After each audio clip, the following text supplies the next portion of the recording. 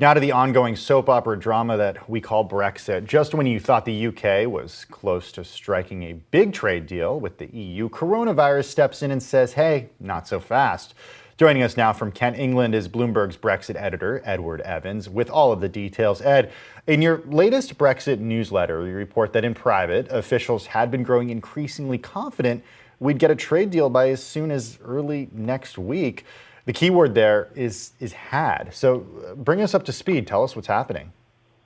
Yes, well, yesterday it emerged that a member of the EU negotiating team had tested positive for COVID, and that has forced both sides to break off face-to-face discussions at what is really a critical point in the negotiations. Now, it might not be quite the setback it first appears. If you go back to March, both chief negotiators, Michel Barnier and David Frost, were forced into self-isolation.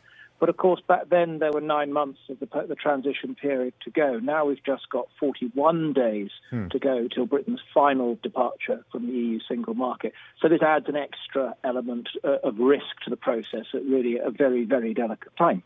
So will a deal be reached? I mean, it sort of has to be reached, right? There's sort of no alternative here. Well, it doesn't have to be reached, and certainly if you talk to the British side, they're very clear that they're quite happy to proceed to leave the single market at the year end without a deal. So it's not a done deal in that sense. If you talk to both sides in recent months, certainly more recently, I think both sides with seeing what's happened with the coronavirus and seeing what damage that's done to their economies, both sides increasingly recognise that they want to get a deal. The question here is whether both sides, particularly the British, are prepared to make the political compromises necessary to get that. Now, the EU has made certain things, so the deal conditional on certain things, so continued access to fishing waters, for example, and a pledge from the UK that it will abide by some of the EU's competition rules after Brexit. Now, those are both things that the British have pushed back very strong on me, and it's really that those are the issues that are now delaying the deal. If you talk to the negotiators at the moment, it's clear that they've got almost all the text now on paper and written. They just need to get a political directive on where to go on those issues: fishing, the level playing field, and governance. Now, these have been the three issues that have really bedeviled these talks ever since the start, and this was always going to be the case, that it would have to come down to this at the end. I do find it fascinating that fishing is one of the holdups here. We've talked about that in the past. I do want to ask you, though, just about who perhaps has an upper hand in the negotiation here. Is there any side that has more leverage than the other, or are they both coming to these talks from sort of an equal playing field? Well, the UK is coming to these talks as a former member of the EU, but it's outside the bloc now. It's negotiating.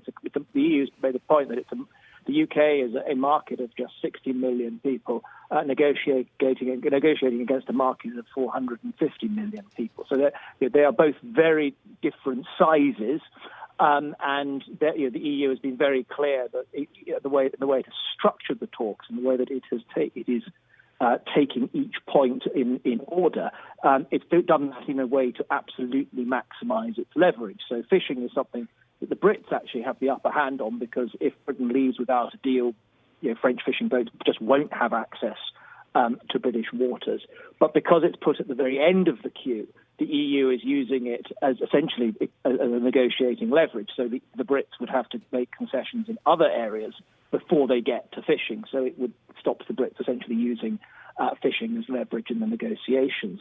So I think if you look at the way that the size of the markets and the way that the talks have been structured, something agreed on by both sides, it must be said, certainly the Brits have got a lot of running to make up here. Bloomberg's Brexit editor, Edward Evans in England. Thanks for coming on Quick Take on this Friday. We appreciate it.